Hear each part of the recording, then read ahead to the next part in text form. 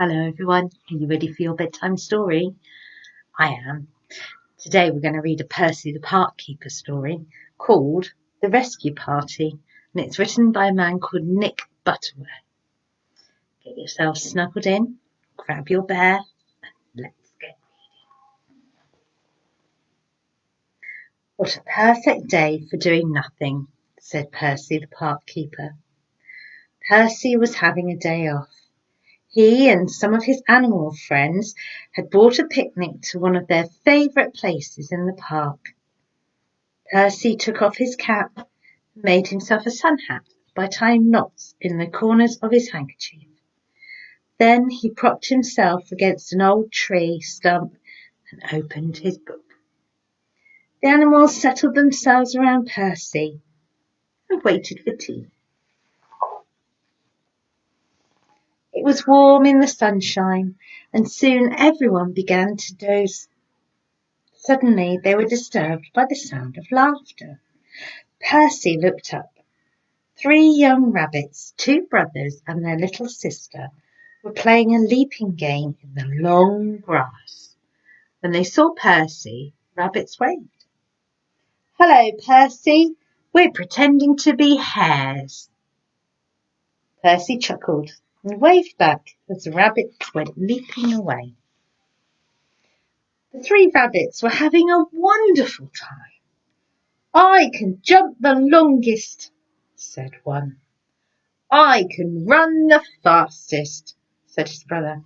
"And I can jump the highest," said the smallest rabbit. And she jumped high into the air. Whee! But as the little rabbit landed, to her brother's surprise, she completely disappeared. She had crashed right through the rotten cover of an old well. The 2 brothers stared at the hole in the ground. Then they began to wail. "Help! The ground has eaten our sister! Help! Somebody, help!" Somebody, of course, meant Percy. The 2 rabbits ran straight to him and told him what happened. The other animals looked worried as Percy listened and sighed. "There's no water in that well," he said, "but it is very deep." He pulled on his cap and jumped to his feet. "We'll need a rope," he said. "Come on." Percy raced away with the animals following behind him. Before long he was leading them back again towards the old well. Over his shoulder, Percy carried a rope. Percy cleared away the rotten wood that had covered the well and peered into the dark hole. He couldn't see the little rabbit. She was perched on a log that had wedged itself halfway down the well. "Halloo!"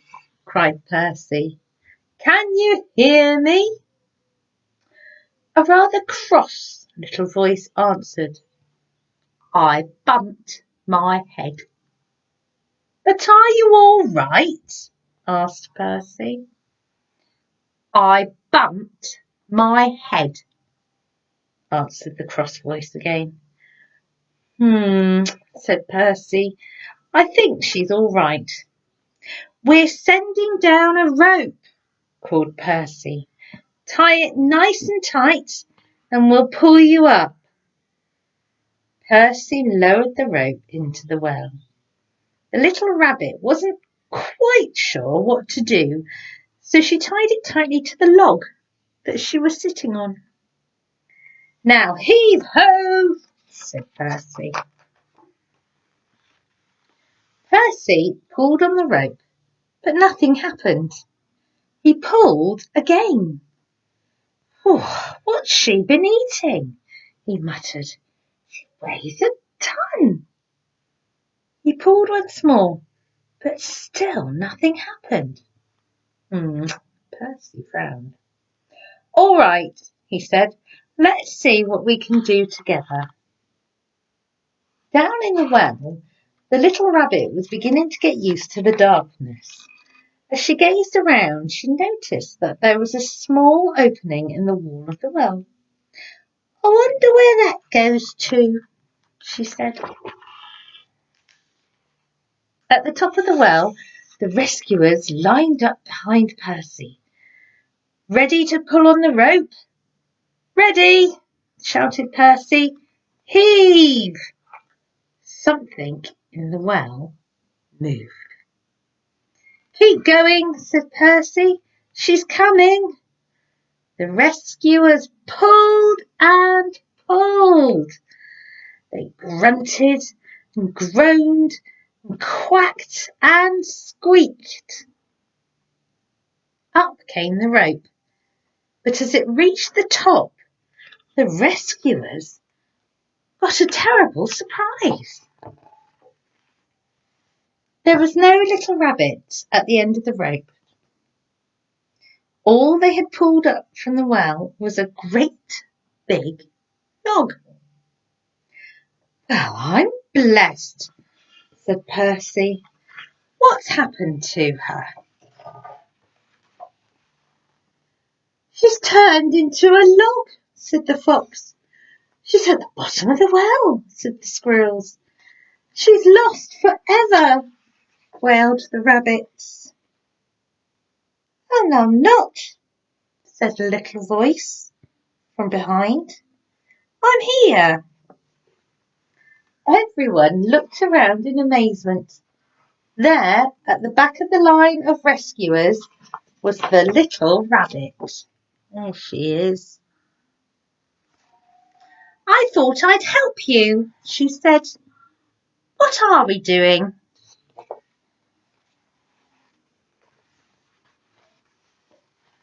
Percy and the animals began to laugh. They laughed and laughed until they couldn't stand up. "But how did you manage to get out?" asked Percy at last. "It was easy," she said. "I found a secret passage. Comes out just over there." "Well, I never," said Percy. Well. Which reminds me," he added, "I must make a new cover for that old well."